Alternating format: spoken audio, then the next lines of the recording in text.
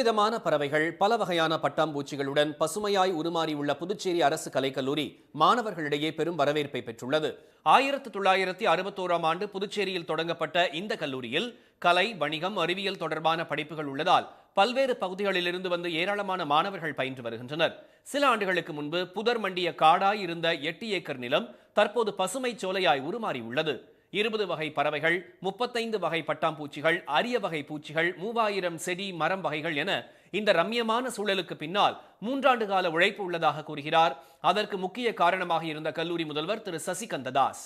நிறைய mango tree, jackfruit tree, coconut tree, sapota, என்ன fruits நீங்கள் சொல்லிட்டு பனானா என்ன ஃப்ரூட்ஸ் சொல்லிட்டு அதான் இருக்கு. அதான் ஃப்ரூட்ஸ் நிறைய வெஜிடபிள்ஸ் ஆல்சோ கல்டிவேட் பண்ணல. ஒரு 8 ஏக்கர்ஸ் லேண்டில் ஒரு டோட்டல் 3000 பிளான்ட்ஸ், சின்ன பெருசு 3000 பிளான்ட்ஸ் இருக்கு. அது ஆர்கிட் இருக்கு.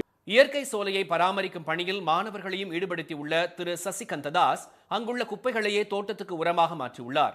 கொரோனா தோட்டம், புத்தர் பூங்கா என காணும் இடமெல்லாம் அமைதியை தரும் இயற்கை வனம் படிப்பதற்கு இணக்கமான சூழலை ஏற்படுத்துவதாக மாணவர்கள் தெரிவித்தனர். ஃபர்ஸ்ட் இயர் படிக்கும் போது இங்கே சின்ன சின்ன கல்லாக வெறும் பிளைன் கிரவுண்டாக இருந்துச்சு. ஆனால் இப்போது அபோவ் 3000க்கு மேலே வந்து நிறைய ட்ரீஸ் இருக்குது. எல்லா ட்ரீஸுமே பார்த்திங்கன்னா வந்து சாதாரண ட்ரீஸ் இல்லாமல் நிறைய கொஞ்சம் யூஸ்ஃபுல்லான ட்ரீஸாக இருக்குது.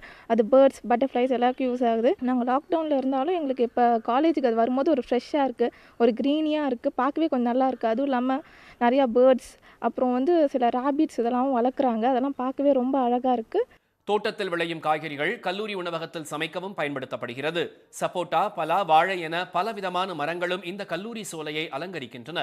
பார்த்து பார்த்து பராமரிக்கப்பட்டு வரும் இந்த இயற்கை சோலை கல்வியோடு வாழ்க்கை பாடத்தையும் மாணவர்களுக்கு கற்றுத்தருகிறது.